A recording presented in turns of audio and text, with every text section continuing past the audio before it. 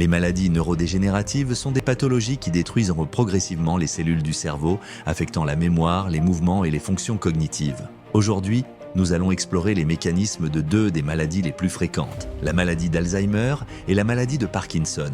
Des plaques amyloïdes à la dégénérescence des neurones dopaminergiques, ces maladies présentent des défis majeurs pour la médecine.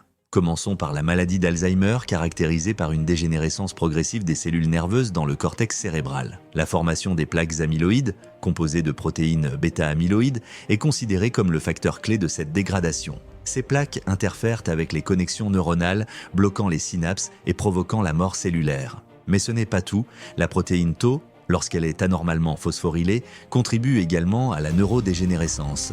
Le diagnostic d'Alzheimer repose sur l'analyse des symptômes, mais aussi sur des tests biologiques et des techniques d'imagerie avancées. Les marqueurs biologiques, obtenus via des prélèvements de liquide céphalorachidien, permettent de mesurer les niveaux anormaux de protéines amyloïdes et Tau. Mais c'est surtout la médecine nucléaire qui révolutionne le diagnostic.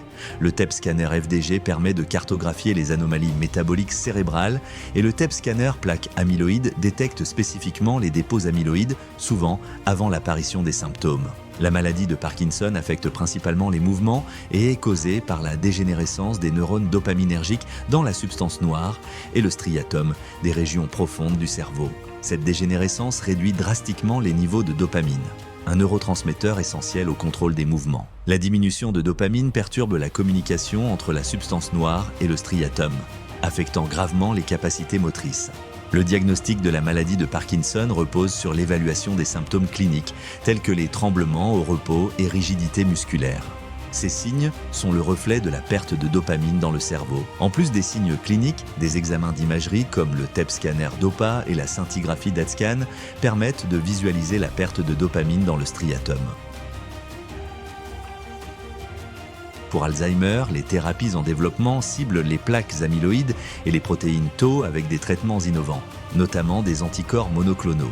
Pour Parkinson, la levodopa, associée à la stimulation cérébrale profonde, demeure le traitement phare.